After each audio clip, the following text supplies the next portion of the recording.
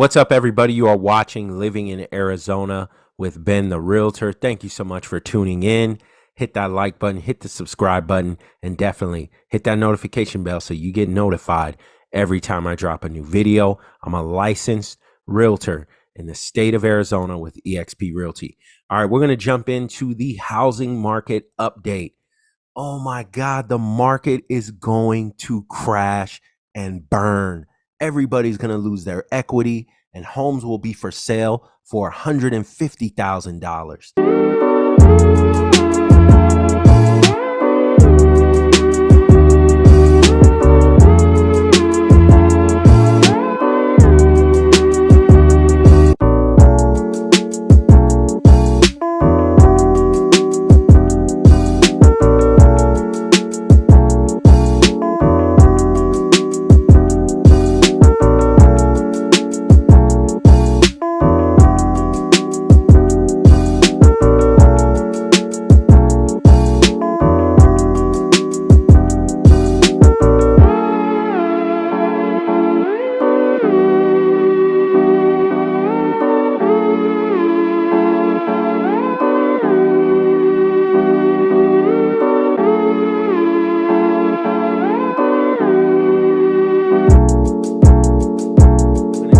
To the housing market update. Oh my God, the market is going to crash and burn. Everybody's going to lose their equity, and homes will be for sale for $150,000 by next year. I'm just kidding, guys. Okay, I know you've been seeing a lot of clickbait, a lot of fear mongering, and I've been saying this now for 3-4+ years, especially the last 2 years, right? Same time last year, we're going to have the market is about to crash by September 2021. You can go all the way back to my old housing market updates. Okay, I've been seeing everybody beating this drum. December 2020, the market is going to crash. December 2019, the market is going to crash. The stock market is going to crash. Everybody run, hide in the shelter. Okay, this is what gets views and clicks on YouTube. And I'm sorry, I cannot join that party. I know you guys saw the thumbnail. That thumbnail was clickbait. Okay, that's the only clickbait that I'm going to use. And that's just me just showing you how silly it is when people are selling you fear on a week-to-week basis. It's basic, guys. I've gone all the way back and shown you guys previously how it was when we were dealing with the whole CV-19 issue. Okay, there was a peak. Right? We had a peak. Homes weren't as expensive as they were, but there was something that happened worldwide. People started working remote. People retired right away. People started to retire. People were investing in real estate. People were pulling out equity out of their home and relocating like crazy. There was a huge migration, especially from people from California, a lot of cold states. People were moving, guys, and that created a super sellers market where we saw appreciation of way over 30% in just over a year, guys. So that's something that we usually do not see. So what you're seeing now is a market correction, and it's all about, like I say, every time you guys hear me, you're going to see consistency and hear consistency, and it's supply and demand. It's simple as 1, 2, 3, ABC, right? Supply and demand. Before, if you guys go look at my last market update, okay, and you look at the market update now, look at the active listings. Okay. And we're looking at September 2022, which I bring up the stats from the previous month, which is August. So right now, September, I'm updating you, but we're looking at the last month's figures, the last month's numbers compared to August 2021. So August 2021 versus August 2022. Supply and demand. You guys remember that simple economic factor. Supply and demand. Look at the supply is up. Okay, 17,978 active listings. Compared to 2021, we only had 6,809 or 6,089 listings active in August of 2021. That amount was almost the same, just a little bit more, just this past May when I did another market update. What you guys have to realize is that people on YouTube need clicks, they need views, they need something to talk about. So what you're going to see is every week, oh my God, the listing shot up. Uh-oh, the market is going to crash. 2008 all over again. I'm sitting here talking to you guys right now, Sunday night, September 18th, 2022, and the market still has not crashed. Okay. A lot of people want the market to crash because there are buyers who are sitting on the sidelines just foaming at the mouth, waiting to jump in. There are investors just foaming at the mouth, waiting to jump in when or if the market ever does crash. I'm telling you guys, the market is not going to crash. What you had was when I gave you that last market update, I said, pay attention to supply and demand. We had the interest rates. Okay. Let's look at the interest rates. All right. Let me just show you guys my screen. Okay. And I want you guys to look right here real carefully. Okay. I gave you guys a market update when the rates were just shooting up. December 2021, those are very low rates. A lot of people refinance. Okay. A lot of people bought new homes at those good rates. And then boom, the rates jumped. See, from December 2021, 3.1 all the way to June, almost 6%. Okay. And they're still going up. September, we're at 6%. Okay, and this is the information from the Cromford report. I get this information from my title company that I work closely with. We do meetings every month and every week. Okay, so I stay well informed with the data. Okay, and also I'm still active on the market. I have a buyer who's dealing with this type of rate right now. Okay, and what people fail to realize is every city is different, every state is different. Okay, the Kansas City market is a lot different than the Phoenix, Arizona market. Okay, we saw a lot of appreciation, like I said, in the last 2 years. What scared buyers and knocked a lot of buyers out, their DTI, their monthly mortgage payment was right here. Before, when they were looking for homes and they decided to wait, or they said, oh, I'll just wait, yada, yada, yada, boom, this hit. The rates hiked. So I had buyers, you have buyers who qualified for 350, now only qualifying for like 260, 270 now. Okay, that hurts a lot of people. You have buyers who are qualified for 450 or like in the 380 range. All right, so that knocked a lot of buyers out, and there's a lot of competition in the 300s as far as price range goes. Okay, so the rates went up. And then when those rates went up, sellers panicked. We had low inventory. As you can see here, even if you go back to my May and April market updates, low inventory. So it was a seller's market. They were over asking price. You couldn't find a home that would last for more than a few weeks. Average days to sell has gone up to almost 40 days compared to last year, 27 days. Listing success rate. You could list a home and close your eyes and sneeze and you'll still sell the house. Now you've got competition. Sellers have competition now because look at how many houses have hit the market.